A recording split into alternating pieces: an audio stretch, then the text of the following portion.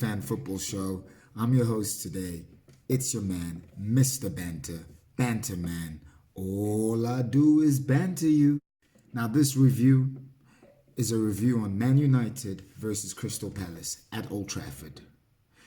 If you've been hiding underneath a rock, maybe take a trip to the moon, maybe hitting some of them dabs, then you won't know that Man United just got touched up by Crystal Palace. Crystal Palace. Have they scored a goal before this game?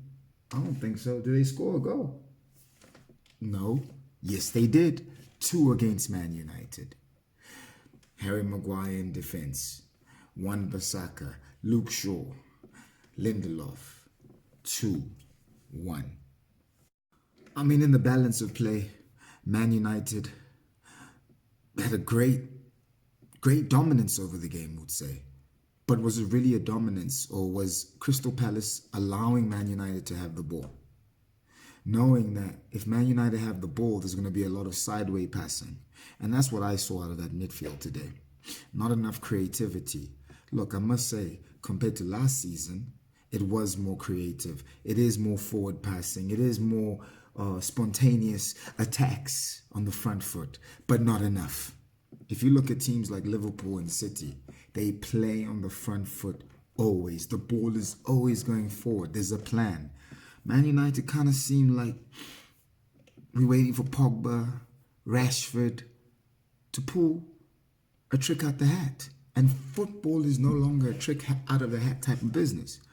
Football is an organized business now. We've matured to days where we plan from your gameplay management to your substitutions. Everything is important. This is the second game now we've seen Ole absolutely do horrible substitutions and very late.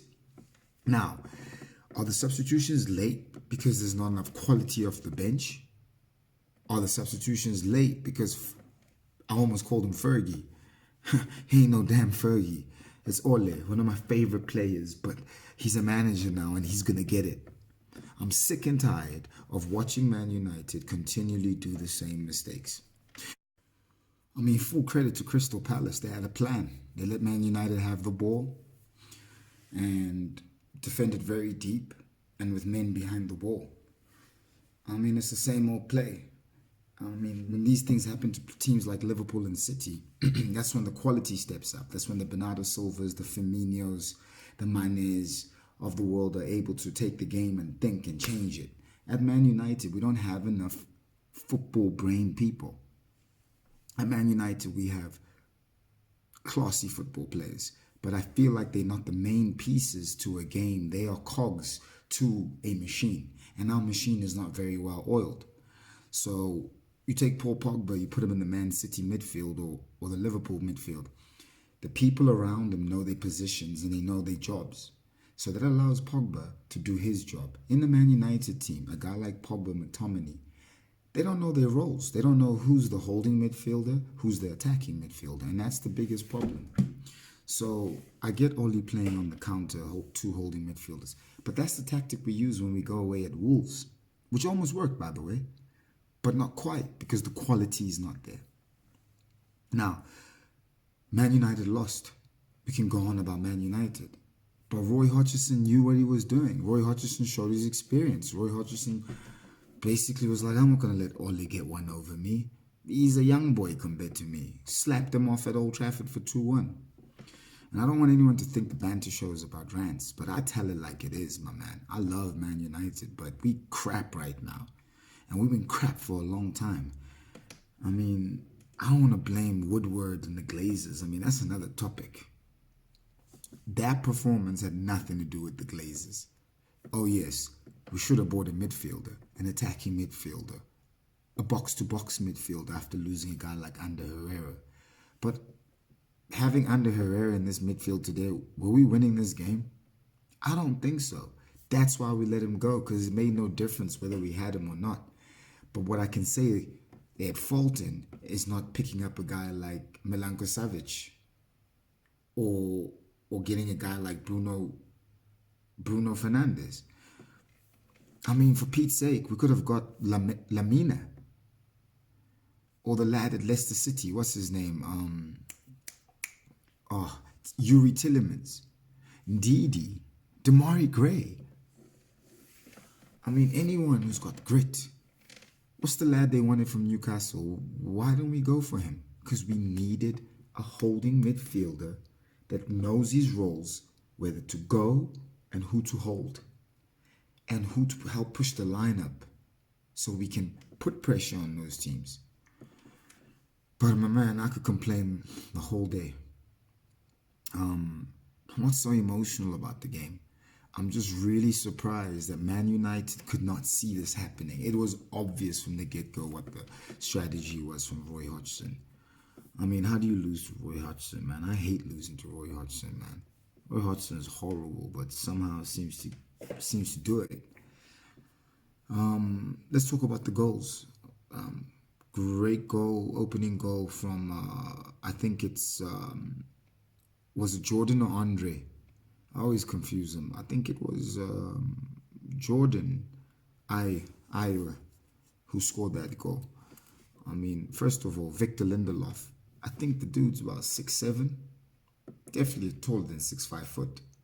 If I'm not mistaken, if I'm mistaken, please let me know in the comment section. How do you miss a header like that? That's your bread and butter. That's what you do. But we've seen in the last season and a half with Victor Lindelof, and even under Mourinho, he's not great in the air. He's great playing the ball out. So, to be fair, that mistake is his. But if we look at the way Victor Lindelof plays, he's more of a ball-playing centre-back. You know, great at getting the ball composed, great on his feet, great on the brain. But I've seen him since last season and a half, balls in the air, him going up with his eyes closed. I mean, what man head is like this? You know? Keep your eyes on the ball, man. Damn. So that first goal was a mistake completely off Lindelof. And also, who was the last man in that situation? Was Lindelof the last man, or was he the first man to win the ball? So where's the second man covering? So I could blame Maguire for that, but I guess he thought Lindelof had it. I mean, I thought Lindelof had it. And somehow Lindelof misses that ball, gets spun, and it's a one-on-one situation for Ira. I mean, you do know those are Belle's kids. You know, Abedi, the great Abedi Belle.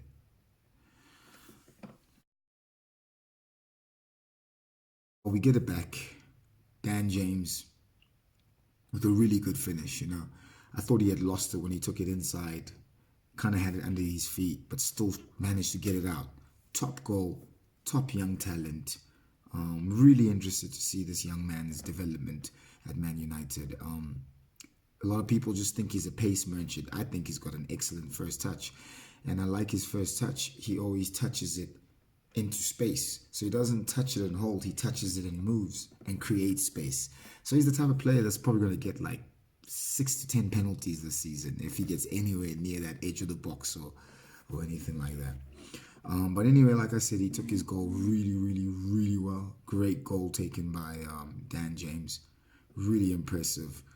But I kind of found that it was too late. We should have had that goal way earlier. Around the 70th minute mark, 75th minute is when we should have got that equalizer.